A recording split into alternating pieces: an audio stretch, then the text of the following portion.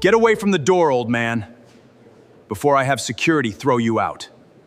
Into the gutter where you belong. You are background noise, a zero on a spreadsheet. Pick up your junk and get out of my sight. Get out before the police make an example of you. Get away from the door, old man, before I have security throw you out into the gutter where you belong.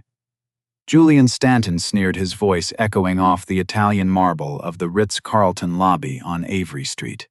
Julian stood there in a tailored $4,000 bespoke navy, three-piece suit, his eyes scanning the silver-haired black man standing before him in a faded brown canvas jacket and work boots that had seen better decades. It was exactly 11:47 p.m.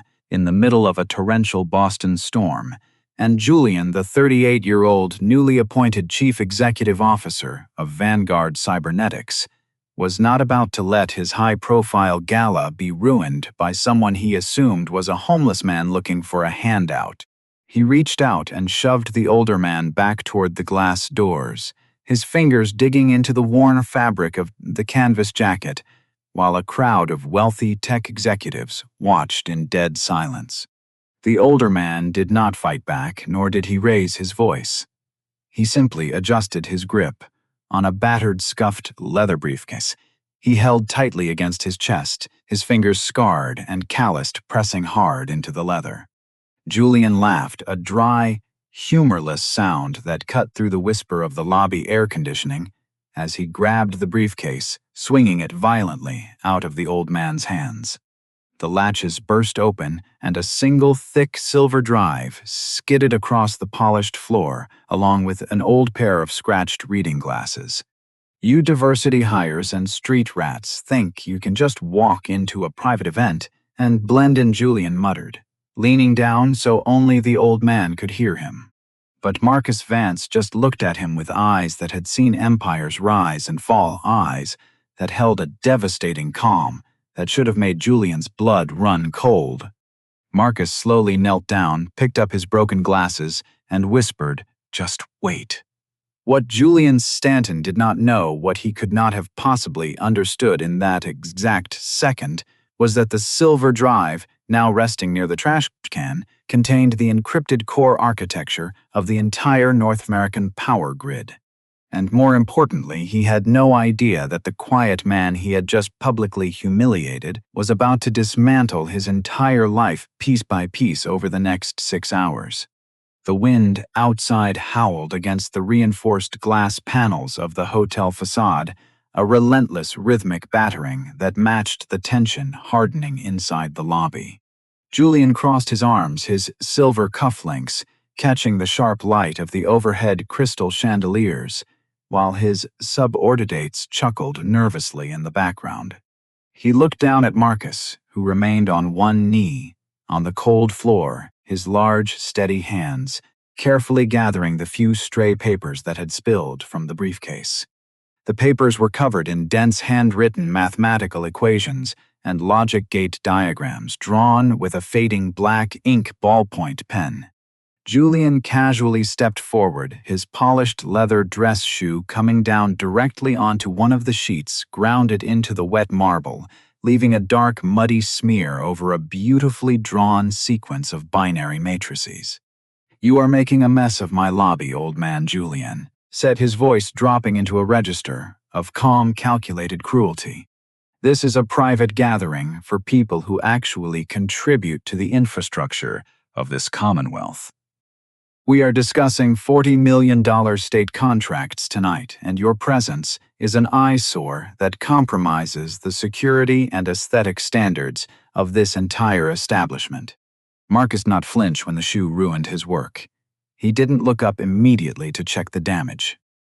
Instead, his thumb simply took the edge of another page, a clean piece of paper containing a small pencil sketch of a young girl laughing, her hair tied in two messy braids.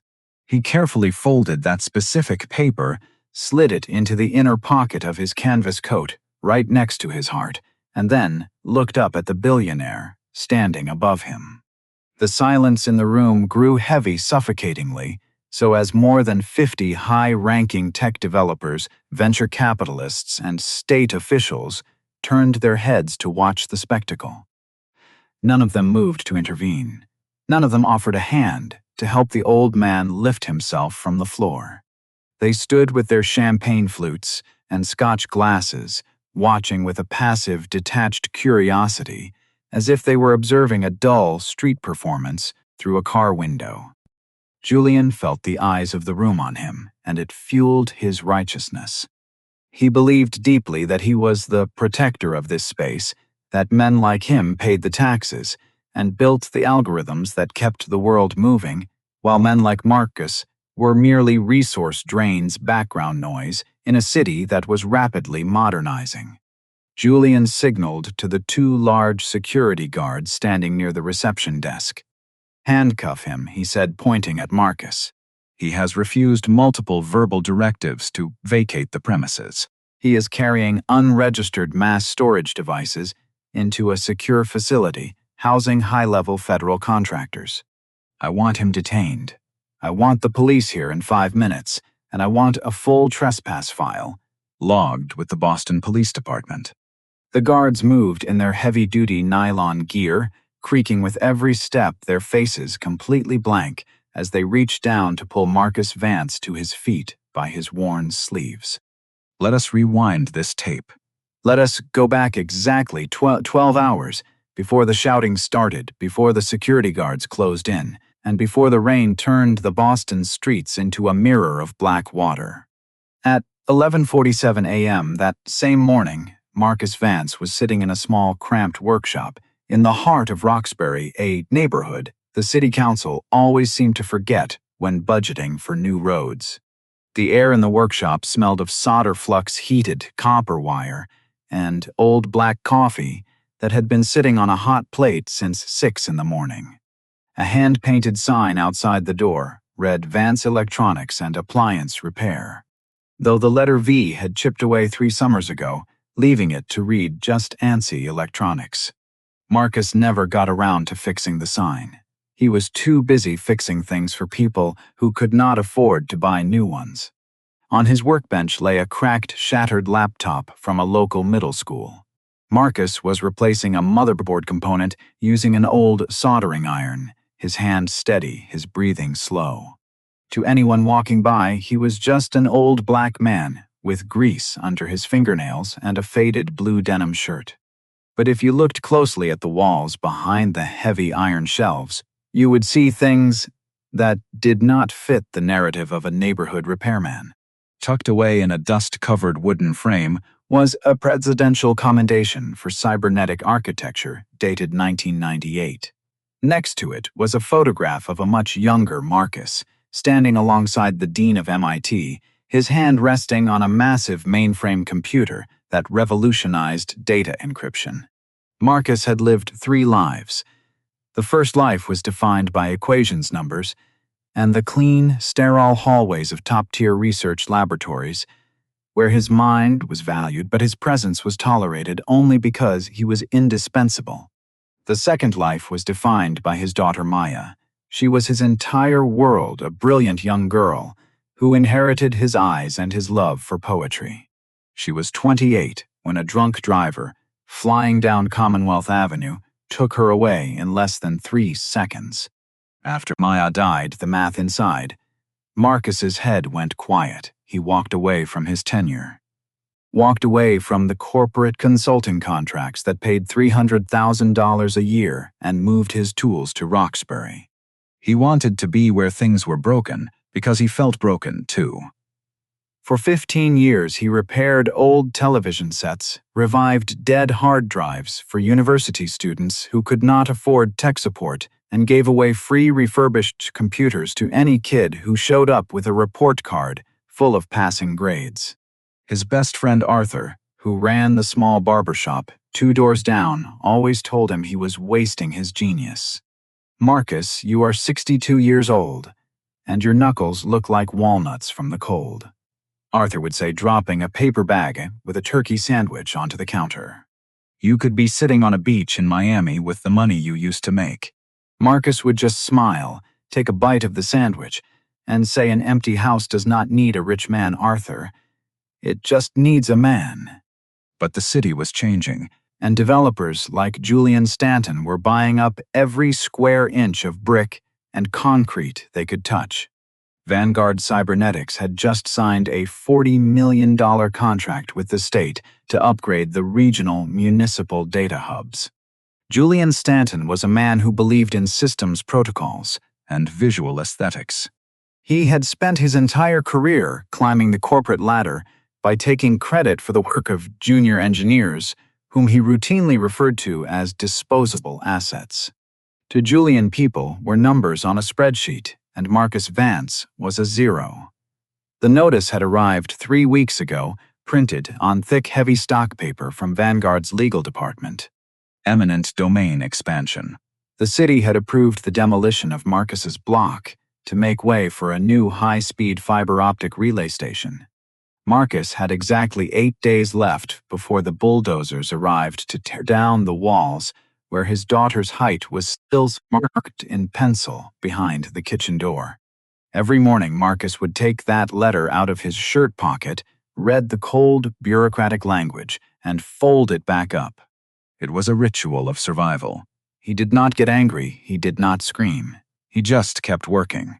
By the time the sun dipped below the horizon, the sky over Boston turned the color of a bruised plum and the rain began to fall. It was not a gentle New England shower. It was a freezing, slashing downpour that flooded the storm drains and turned the asphalt slick. Marcus closed his shop, locked the heavy iron padlock with a familiar click, and felt a sudden sharp ache in his chest. A voice echoed in his head, a memory of his late wife Clara, who passed long before Maya did. A man who abandons his post during a storm has no right to complain when his house falls down, Marcus. He shook his head, adjusted his scarf, and walked toward the train station. He had a meeting. An old student of his, David Van Stanton, who now worked as a senior compliance officer for the Federal Energy Regulatory Commission, had called him in a panic 3 hours earlier. David said there was a massive anomaly in the new Vanguard Cybernetics software, rollout, a backdoor vulnerability that looked less like an accident and more like corporate espionage. David begged Marcus to look at the raw data architecture. Marcus had promised he would. He packed the original master encryption keys he had developed 20 years ago into his old leather briefcase, the keys that could lock or unlock every public utility grid on the eastern seaboard. He had no intention of staying long. He just wanted to hand over the drive, tell David how to patch the leak, and go back to his quiet shop before the rain blocked the tracks. But fate, as it always does, had a completely different itinerary. Now let us go back to the marble floor of the Ritz-Carlton, where the air was thick with the scent of expensive perfume and corporate arrogance. The security guards, 2 young men, with heavy tactical belts and polished boots, moved in, quickly closing the distance between themselves and Marcus. Julian stood over the old man, his chest puffed out, pointing a manicured finger at the silver drive on the floor. "Take this man out of here and call the police." Julian ordered, his voice cutting through the murmurs of the crowd. "He is trespassing. He is aggressive, and I want him charged with attempted grand larceny. Look at what he is carrying. He probably stole this equipment from an office downtown." Marcus did not move. He stood up slowly, his knees making a faint popping sound that was lost in the vastness of the room. He looked at the 2 guards, then looked directly into Julian's eyes. "Your software has a triple-layer logic loop failure in the security protocol," Julian Marcus said, his voice flat, entirely devoid of fear or anger. "At exactly midnight, when the automated diagnostic run begins, your system is going to open the floodgates to every network node between here and New York. You do not have 8 days to demolish my shop, Julian. You do not even have 12 minutes before your company becomes a historical footnote." Julian let out a sharp, mocking laugh, looking around the room to ensure the other executives were enjoying the show. "Listen to this guy," he shouted, gesturing wildly. The street philosopher thinks he understands high-level network security. He probably thinks a logic loop is a type of serial. Get him out of my sight. The guards grabbed Marcus's arms, twisting them behind his back with unnecessary force. Marcus didn't struggle. He let them lead him toward the heavy glass doors, his boots leaving wet, dark tracks on the immaculate marble. The crowd watched, some with slight amusement, others with the cold indifference of people who viewed the poor as part of the scenery. No one said a word. No one stepped forward to ask why an old man with a briefcase was being dragged into a freezing rainstorm by his wrists. The system was working exactly the way Julian Stanton designed it to work, protecting the clean from the dirty, the rich from the forgotten. But the clock above the reception desk was ticking. It was 11:52 p.m. The neon light from the street spilled through the glass doors, casting long, distorted shadows across the lobby. Outside, the rain slammed into the pavement with a deafening roar, transforming Avery Street into a rushing river of cold, dark water. The guards held Marcus by the shoulders, forcing him to wait in the vestibule, while Julian paced the marble floor, his heels clicking sharply as he spoke to the dispatcher, demanding an immediate tactical unit for an emergency commercial breach. He was so consumed by his own narrative, so convinced of his authority, that he failed to notice the subtle shift in Marcus's posture. Marcus was not looking at the guard or at Julian's phone. He was staring at the digital display panel on the main security hub mounted next to the entry door. The green LED indicator light on the control box had just begun to flicker, an irregular, rapid blinking pattern that signaled an internal buffer overflow. Marcus closed his eyes, his lips moving in a silent cadence, counting down the remaining seconds of the diagnostic window. He knew exactly what was happening inside the remote servers, 300 miles away in New Jersey. The system was eating itself from the inside out, and the man who claimed to own the future was completely blind to the collapse. Julian finished his call, tucked his sleek smartphone into his breast pocket, and walked over to the vestibule, looking at Marcus through the glass with a look of pure, unadulterated disgust. You think because you lived through the early days of punch cards and mainframe tubes, you can lecture me on cybernetic design. Julian said, his voice dripping with an elitist venom. You are a relic, old man. A historical anomaly from an era where we let diversity hires sit at the big table just to clear a federal quota. My network runs on a proprietary machine learning engine that processes 4.2 terabytes of encrypted data per second. It does not fail, it does not loop, and it certainly does not care about your outdated opinions. Your little repair shop in Roxbury is being cleared away because the world needs efficiency, not a retirement home for broken electronics. The guards tightened their grip on Marcus's wrists, their knuckles turning white under the harsh, fluorescent tubes of the entryway. They pushed him further into the cold draft that leaked through the seals of the outer doors. One of the junior engineers from Vanguard, a 25-year-old kid in a rented tuxedo, stepped out of the main hall, holding a fresh glass of champagne.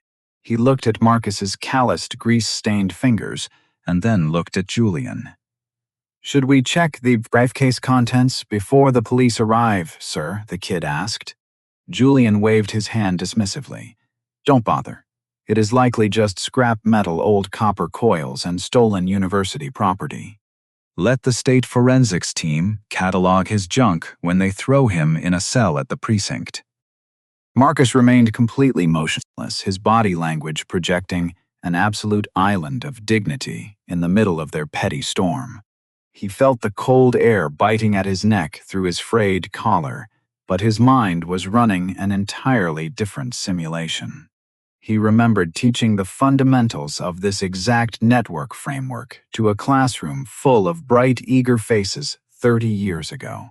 He remembered telling them that the greatest vulnerability in any secure architecture was never the code itself, but the hubris of the engineer who wrote it.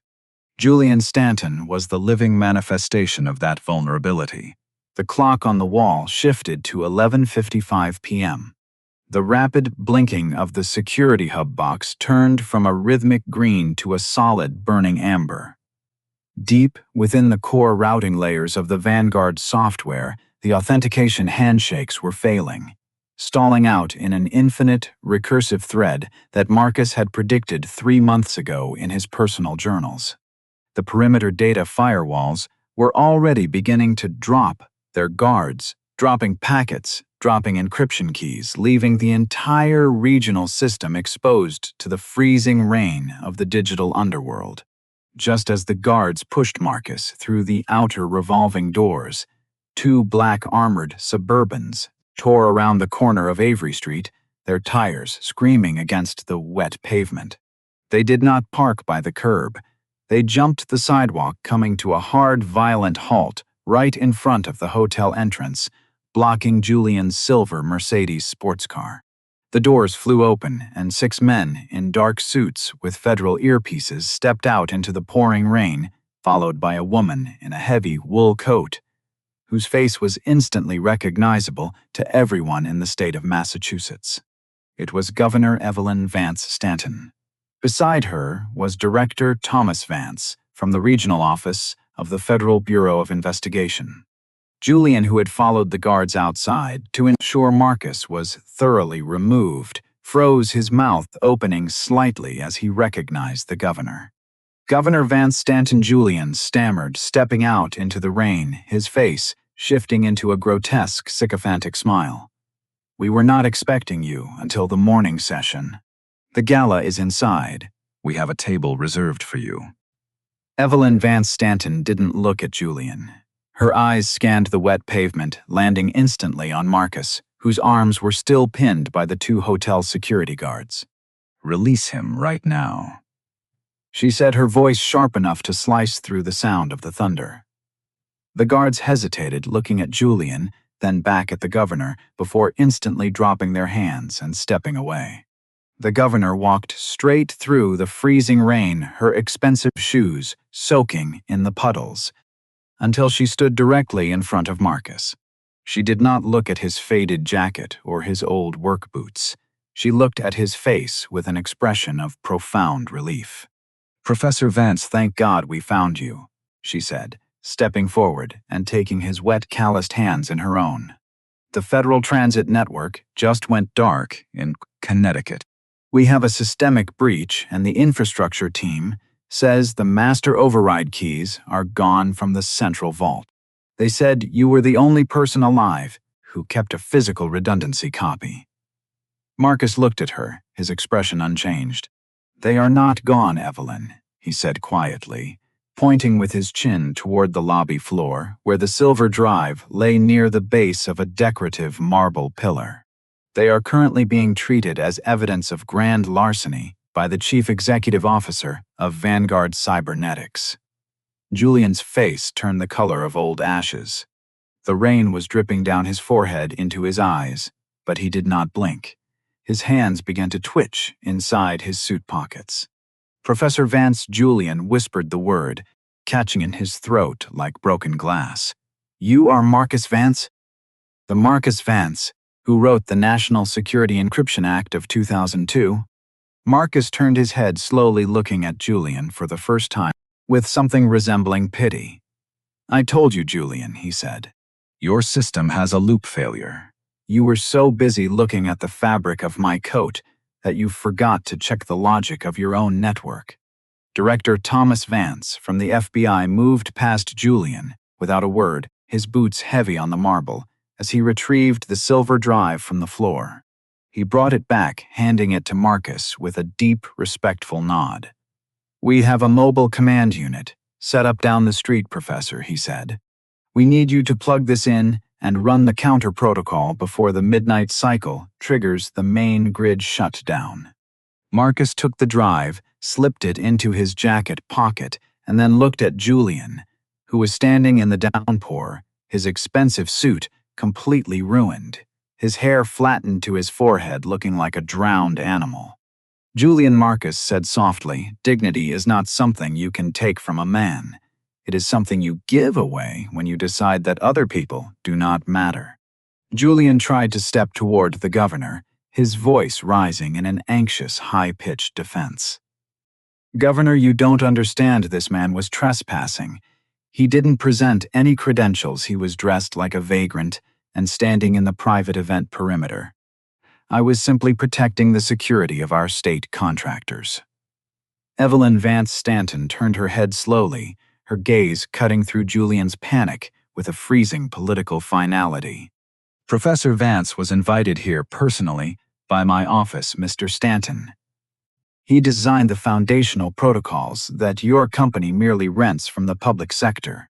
If you spent less time monitoring the wardrobe of the people in your lobby and more time auditing the integrity of your own infrastructure, you wouldn't have just exposed 3 New England states to a catastrophic black start condition." Director Thomas Vance didn't wait for Julian to finish his next excuse. He pulled a heavy encrypted tablet from his jacket and held it directly in front of Julian's face. The screen was flashing with federal data alerts. "5 minutes ago, the automated diagnostic run hit your system, just as the professor predicted, Mr. Stanton," the director said. "The perimeter firewalls dropped completely. But our cyber division didn't just find a logic error. They flagged an active illicit data transmission routing out of your personal executive account to a blind server node in Europe. $4.2 million was wired to your offshore trust from that same location less than 48 hours ago. You didn't write a bad code by accident, Julian. You opened a back door for profit." Julian's knees gave out completely, causing him to stumble back against the wet hood of his own Mercedes. The corporate executives who had been laughing inside the lobby just moments ago were now backed away from the glass windows, their faces pale, their smartphones raised to record the total public execution of Julian Stanton's career. 2 federal agents stepped forward, pulling Julian's arms behind his back, the metal handcuffs clicking shut over his ruined suit jacket as the red and blue flashing lights of the arriving tactical vans washed over the wet stone of Avery Street. 6 months later, the sun was shining over Roxbury. The small workshop at the corner of the block was gone, but in its place stood a brand new 3-story brick structure with large glass windows that let in the morning light. The sign out front was made of solid brushed aluminum letters that gleamed under the Boston sky, the Maya Vance Memorial Technology and Learning Center. It was funded by an $850,000 personal settlement from the corporate restructuring of Vanguard Cybernetics, along with a $2 million federal grant administered by the governor's office. The center did not have diagnostic coupons or Wi-Fi waiting rooms for executives. It had 24 state-of-the-art engineering stations where young teenagers from the neighborhood learned advanced network architecture coding and hardware repair for free. Marcus Vance was sitting at a large oak desk on the 3rd floor, looking down at a textbook he was revising for the computer science department at MIT. His hands were still calloused. His shirt was still a simple blue denim, but his eyes were no longer quiet. They were alive.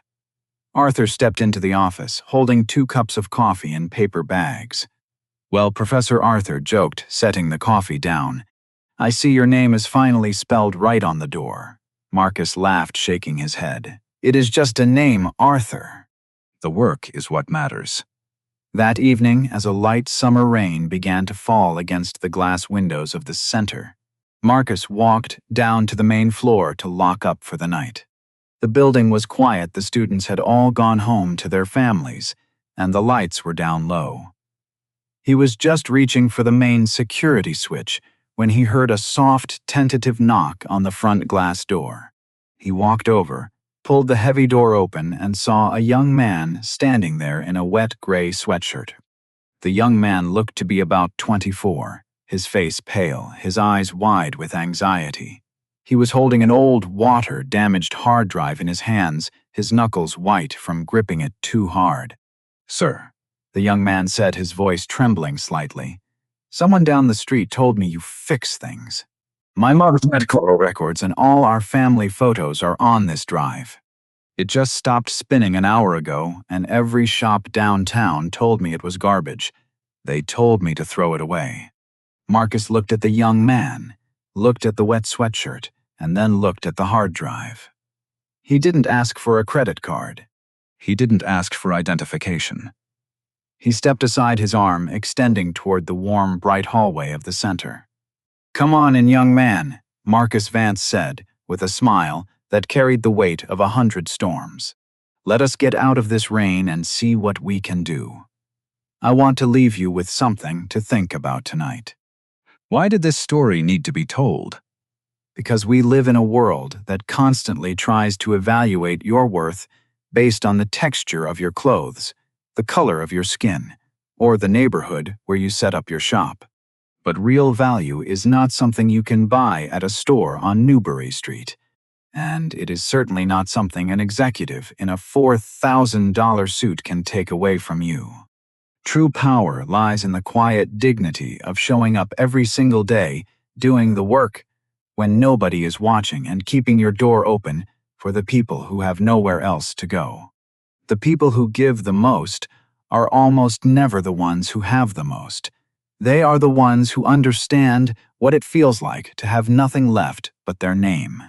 If this story moved you, or if it reminded you of someone who kept a door open for you when you were caught in a storm, share it with someone who needs to hear it right now.